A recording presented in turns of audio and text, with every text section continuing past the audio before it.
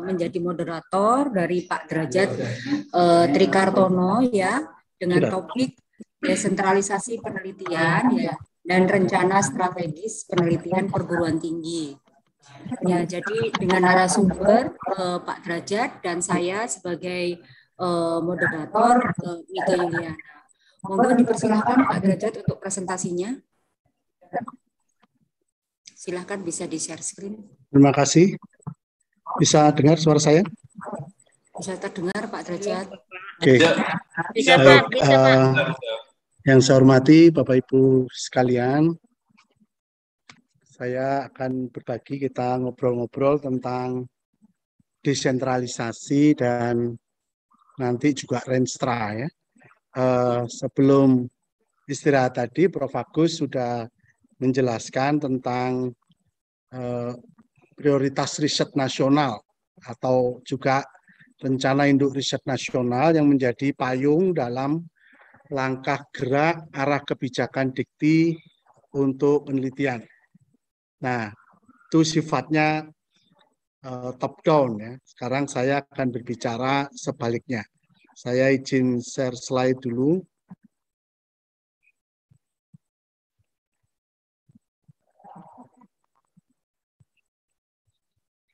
Sudah kelihatan Bapak Ibu sekalian? Sudah Pak. Sampun?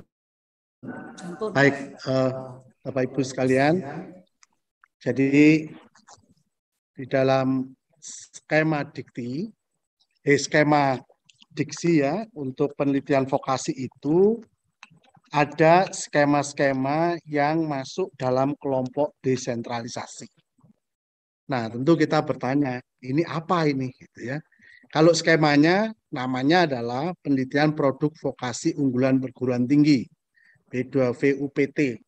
Kalau Bapak Ibu dulu mungkin pernah tahun yang kemarin mengajukan untuk yang akademik ya, yang ke Dikti dulu, Kemenristek Dikti, itu skemanya adalah PTUPT dan PDUPT sama PPUPT, penelitian dasar unggulan perguruan tinggi, penelitian terapan unggulan perguruan tinggi, sama penelitian pengembangan unggulan perguruan tinggi. Nah, kalau di vokasi, untuk panduan yang perdana ini hanya ada satu skema saja untuk yang desentralisasi, yaitu penelitian produk vokasi unggulan perguruan tinggi. Kalau dulu kita kenal penelitian terapan, jadi ini sejenis dengan itu, terapan. Cuma isinya nanti ada yang khas lagi yang lain. Baik, Bapak Ibu sekalian, kita tidak bicara skemanya, tapi kita bicara tentang pengelompokan dari penelitian ini. Karena nanti pengelompokan itu menimbulkan akibat pada kelengkapan skema-skema itu. Ya. Nah, apa yang dijelaskan Prof. Agus itu masuk dalam kompetitif nasional, ya. Sifatnya adalah top down dari pemerintah, dari negara, dari Kemendikbud itu sudah menetapkan tema-tema, sudah menetapkan fokus, sudah menetapkan topik ya. Yang nanti topik itu bisa kemudian dirubah menjadi judul. Nah, itu sudah ditetapkan mengacu kepada PRN, kemudian RIRN, mengacu juga pada prioritas riset yang terkait sama green development, ada juga blue development ya, pembangunan yang berorientasi pada lingkungan, pada kelayutan, pada pariwisata, pada digital ya, pembangunan digital itu sudah menjadi kebijakan pemerintah untuk arah pembangunan. Nah, penelitian-penelitian yang sifatnya kompetitif nasional itu mendukung rencana pemerintah itu. Makanya sifatnya top down. Jadi Bapak Ibu kalau mau mengajukan proposal yang kompetitif nasional harus mengacu kepada itu tadi. Ya, PRN, RIRN, green economy, blue economy, green development, blue development, nah, mengacu pada itu. Tapi tidak usah bingung-bingung untuk buka PRN, RIRN karena di panduan itu sudah disediakan lampiran 2 yang menjelaskan itu. Jadi Bapak Ibu tinggal membukanya saja untuk panduan dari yang top down ini. Nah, tujuannya adalah supaya Bapak Ibu itu bersaing di seluruh Indonesia. Ya, dari Politeknik, Banjarmasin, Kalimantan, mana-mana, mari bersaing bersama-sama ya. Nanti bisa menjadi tonggak awal untuk bersaing seluruh dunia gitu ya. Nah, apa yang tugas saya untuk menjelaskan adalah yang sebelahnya ini, yaitu skema-skema desentralisasi. Produk alami.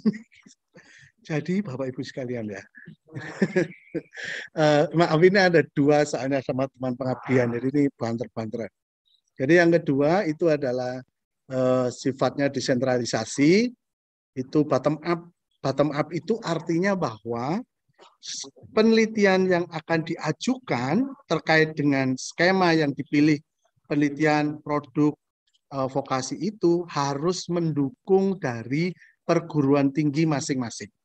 Jadi kalau yang kompetitif itu dari atas mendukung kebijakan pemerintah, kalau ini mendukung kebijakan perguruan tinggi masing-masing, gitu ya. Nah, oleh karena itu, maka acuan dalam menentukan topik, tema, judul penelitian, temanya apa, itu tidak lagi nyantol ke PRN, RIRN, tetapi mencari di dalam rencana penelitian masing-masing perguruan tinggi. Nah, saya yakin Bapak Ibu sebagai reviewer di sini paham ya tentang hal itu ya.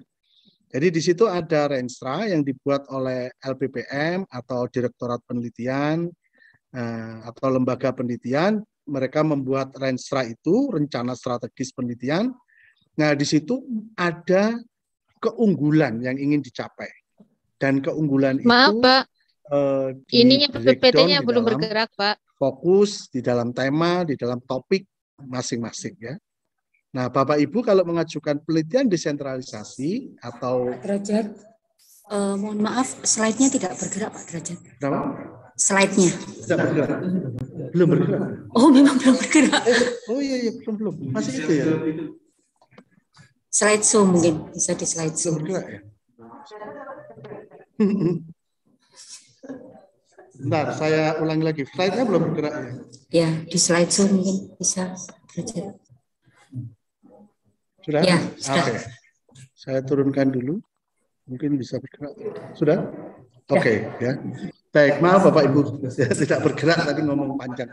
Jadi tadi yang saya jelaskan, kompetitif nasional itu yang di sini ya, kiri, kemudian di sana yang kanan, dan ini acuannya pada Renstra penelitian. Tujuannya yang utama adalah kemandirian. Supaya perguruan tinggi itu memiliki arahnya masing-masing. Ya, dengan keunggulan SDM-nya masing-masing, gitu ya. Ada perguruan tinggi yang ingin keunggulan di dalam konservasi alam, nah, boleh. Ada keunggulan yang pengen animasi, gitu, boleh.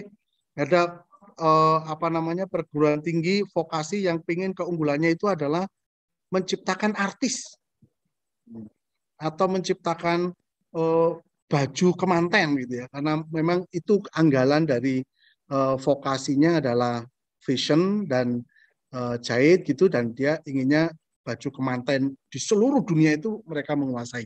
Boleh. Nah, itu tentu akan diuraikan di dalam Renstra penelitian masing-masing. Jadi ada kemandirian, keunikan, dan keunggulan. Ini yang diharapkan. Ya. Oke. Nah, apa itu Renstra? Ya, mungkin Bapak Ibu ada yang terlibat, ada yang tidak terlibat ya, karena yang bertugas menyusun ini adalah LPPM atau Direktorat Penelitian, dan diajukan ke Senat dan nanti akan dapat persetujuan Senat oleh Pak Direktur. Nah, Renstra itu adalah rencana strategis untuk pengembangan perguruan tinggi ke depan. Jadi Renstra pasti berkaitan dengan waktu. Biasanya ditetapkan 5 tahun. Jadi nanti kalau Bapak Ibu mereview, diperiksa proposalnya, ada enggak uraian Renstra pendek, 1 alinea atau 2 alinea pendek, tetapi harus menjelaskan tahunnya. Bisa saja tahunnya sudah tidak berlaku. Jadi katakan tahun 2017 sampai tahun 2020. 16 sampai 2020 ya. Nah, ketika mengajukan 2021 itu sudah tidak berlaku lagi gitu ya. Nah, itu walaupun Renstranya benar, tetap kita tidak bisa menerima.